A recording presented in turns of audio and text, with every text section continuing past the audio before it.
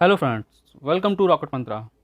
इस वीडियो में हम लोग ज्योग्राफी सेगमेंट के क्वेश्चन जो है डिस्कस करेंगे, जो काफ़ी इंपॉर्टेंट हैं और कहीं ना कहीं हर एग्ज़ाम में पूछे गए हैं। तो चलिए शुरू करते हैं आज का वीडियो। और ये रहा आपका पहला क्वेश्चन है, टोडा जनजाति का निवास क्षेत्र है। ऑप्शन ए इलायची एवं नीलगिरी की पहाड़ियाँ, बी छोटा नागपुर का पठार, सी हिमालय का तराई क्षेत्र, या फिर डी अरावली और सतपुड़ा का पर्वतीय क्षेत्र। तो जो सही आंसर है वो है ए इलायची और नीलगिरी की पहाड़ियाँ। भारत में जो है टोडा जनजाति का जो निवास क्षेत्र है, ये दक्षिण भारत की इलायची और नीलगिरी की पहाड़ियाँ जो हैं उसमें पाई जाती हैं। ये जो है मुख्य रूप से तमिलनाडु और केरल में पाए जाते हैं। हिमालय के तराई क्षेत्र में जो है यहाँ आपका थारू, भोटिया, राजी जनजातियों के लोग निवास करते हैं। और मुंडा, संथाल और गोंड ये जो हैं ये छोटा नागपुर के पठारी क्षेत्र में जो है यहाँ पाए जाते हैं। क्वेश्चन है, निम्नलिखित में से किसे विश्व का कहवा पत्तन कहा जाता है? Option A Santos, B sao Paulo, C Buenos Aires, या फिर डी जिबूटी। तो जो सही आंसर है वो है सेंटोस ए। सेंटोस जो है न केवल ब्राज़ील बल्कि विश्व का जो है सबसे बड़ा कहवा निर्यातक बंदरगाह है, इसलिए इसे विश्व का कहवा पत्तन भी कहा जाता है। सेंटोस और जो sao पोलो है को मिला करने वाला जो रेल मार्ग को है जो कहवा रेल मार्ग के नाम से जाना जाता है। मतलब सेंटोस और जो sao पोलो को मिलाने वाला जो रेल मार्ग है उसको कहवा रेल मार्ग के नाम से जाना जाता है। अगला क्वेश्चन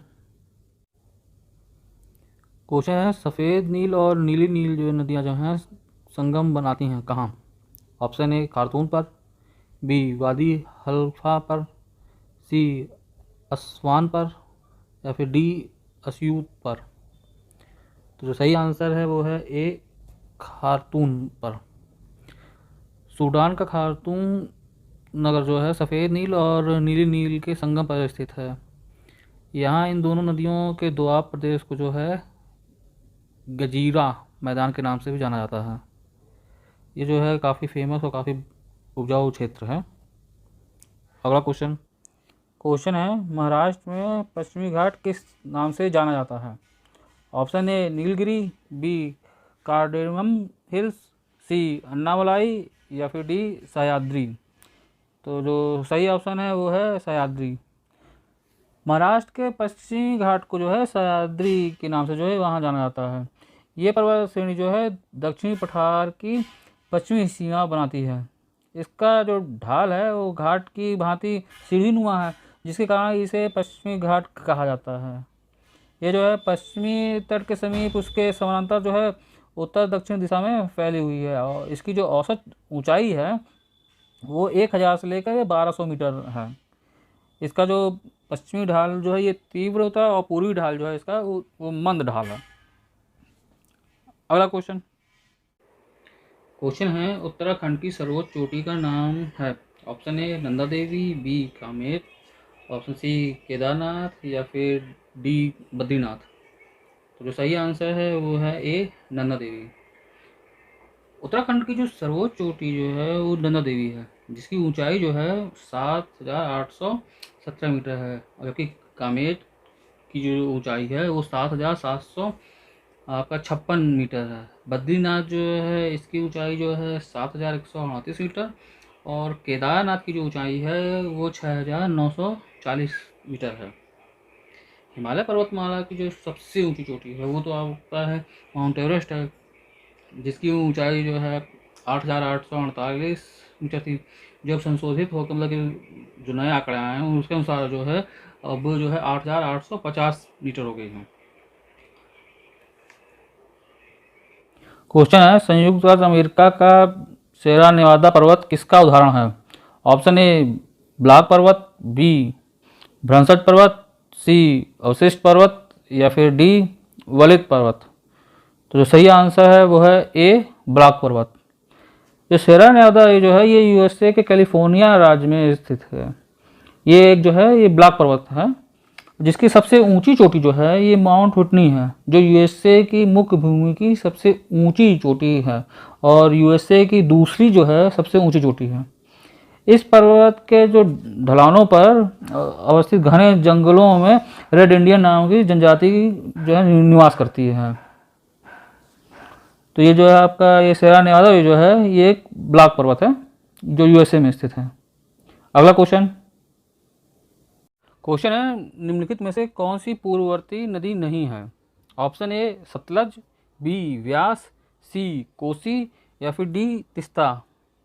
तो जो सही आंसर है वो है बी व्यास। पूर्ववर्ती नदी जो है उसे कहते हैं जिसका आविर्भाव जो है स्थल खंड में उत्थान से पहले हो चुका है। इसको सरल भाषा में कहा जाए तो ये जो है पहले से प्रवाहित होने वाली जलधारा को जो है वो पूर्ववर्ती कहते हैं, जिस पर संरचना जो है और स्थल खंड के उत्थान का कोई प्रभाव नहीं पड़ता है। पूर्ववर्ती नदियों को जो है ये अक्रमवर्ती जलधारा भी जो है कहा जाता है। ये जलधाराएं जो होती हैं स्थानीय ढाल का अनुसरण नहीं करती हैं। हिमालय के जो है ये अधिकांश प्रमुख नदियां जो है वो पूर्ववर्ती हैं। जैसे आपका हो गया सिंधु है, सतलज है, ब्रह्मपुत्र है, गंगा है, घाघरा है, काली है, गंडक है, कोसी है, तिस्ता है। ये सब जो हैं आपकी पूर्ववर्ती नदी का जो है उदाहरण है। क्वेश्चन है निम्नलिखित नदियों में से किसका सर्वाधिक बड़ा जलग्रहण क्षेत्र है? Option A Narmada, B Mahanadi, C Godavari या फिर डी कृष्णा। तो जो सही आंसर है वो है सी गोदावरी। अब यहाँ जो देखने वाली चीज़ है उसमें ये है कि नर्मदा का जो जलग्रहण क्षेत्र है वो है 98,000 वर्ग किलोमीटर क्षेत्र है। महानदी का जो है वो 1,41,000 वर्ग किलोमीटर क्षेत्र है। कृष्णा का जो है वो 2,58,000 वर्ग किलोमीटर क्षेत्र है। और जो गोदावरी का है वो 3,12,000 वर्ग किलोमीटर क्षेत्र है। तो इस प्रकार जो इसमें है क्वेश्चन में गोदावरी का जो है वो सबसे ज़्यादा है 3,12,000 वर्ग किलोमीटर क्षेत्र। तो गोदावरी जो है उसका सबसे सर्वाधिक जो है जलग्रहण क्षेत्र है। अगला क्वेश्चन है उत्तर पूर्व मानसून से सबसे अधिक वर्षा प्राप्त करने वाला राज्य है? ऑप्शन ए असम, बी पश्चिम बंगाल, सी तमिलनाडु या फिर डी उड़ीसा। तो जो सही आंसर है वो है सी तमिलनाडु। उत्तरी पूर्वी मानसून से सबसे अधिक जो वर्षा प्राप्त करने वाला राज्य है वो तमिलनाडु है। इस मानसून से जो है तमिलनाडु को कुल वर्षा का जो है 50 से 60% प्राप्त होता है।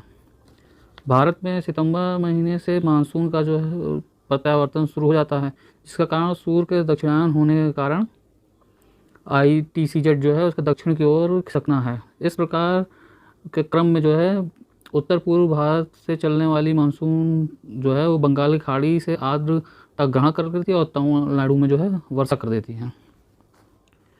क्वेश्चन है संसार का सर्वाधिक सक्रिय ज्वालामुखी कौन सा है? Option A Cotopaxi, B Fujiyama, C Kilauea या फिर डी विसुयस। जो सही आंसर है वो है सी किलायू। वर्तमान में संसार का जो सर्वाधिक सक्रिय ज्वालामुखी है वो किलायू है, जो कि अमेरिका के हवाई द्वीप में स्थित है। यह पिछले 25 से अधिक वर्षों से लगातार उद्गित होता रहता है। लावा उद्भेदन की मात्रा की दृष्टि से यह 4 शीर्ष ज्वालामुखियों में है। पहला किलायू, फिर दूसरा माउंट एटना, तीसरा पिटनी डिल फोर्नेस और चौथा जो है न्यामुरागिरा। ये जो है उद्भेदन की मात्रा के आधार पर उस पर हैं। अगला क्वेश्चन है निम्नलिखित में से किस प्रकार की मिट्टी भारत में सबसे बड़े क्षेत्रफल में पाई जाती है? ऑप्शन ए जलोढ़, बी काली, सी लेटराइट या फिर ऑप्शन डी लाल। तो जो सही आंसर है वो है ए जलोढ़ मिट्टी। जलोढ़ मिट्टी जो है ये भारत के उत्तरी मैदान नदी घाटियों के स्थित भाग में जो है पाई जाती हैं। ये नदियाँ जो है भारत के कुल क्षेत्रफल का लगभग जो है 40% भाग पर विस्तृत हैं। ये जो है ये निक्षेपित जो मृदाएं हैं जिनका निक्षेपण जो है नदियों द्वारा किया गया है। अगला क्वेश्चन है निम्नलिखित नदी समूहों में किस समूह का स्रोत वृहद हिमालय में मानसरोवर झील के पास है?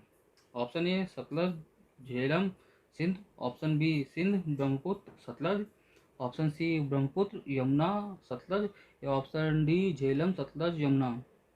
तो जो सही ऑप्शन है वो है आपका ऑप्शन बी सिंध ब्रह्मपुत्र और सतलज। हिमालय की उत्पत्ति के पूर्व जो है तिब्बत के मानसरोवर झील के पास से जो निकलने वाली सिंधु सतलज और ये जो आपकी ब्रह्मपुत्र नदी है ये तैतीस भूसन्नति में गिरती थी और प्रायद्वीपीय पठार की नदियाँ जैसे कि चंबल, बेतवा, केन, सोन, ये सब जो हैं ये उत्तर की ओर प्रवाहित होती थी, जो तैतीस भूषण नदी में गिरती थी। अगला क्वेश्चन क्वेश्चन है, रचना दोआब की नदियों के मध्य अवस्थित है। ऑप्शन ए झेलम, सिंधु और चेनाब। ऑप्शन बी रावी और चेनाब। ऑप्शन सी झेलम और चेनाब, या फिर ऑप्शन डी गंगा और यमुना। तो जो सही आंसर है वो है आपका ऑप्शन बी रावी और चेनाब। दो नदियों के बीच के क्षेत्र को जो है वो दोआब कहा जाता है। इसमें जो आपका जो प्रमुख प्रमुख दोआब जो आपके हैं, एक है आपका ये सिंधु सागर दोआब। ये जो है सिंधु सागर दोआब जो है वो सिंधु और झेलम के मध्य के क्षेत्र जो है वो है। फिर एक है आपका चाच दोआब। तो जो चाच दोआब जो है वो झेलम और चिनाब के मध्य का क्षेत्र है।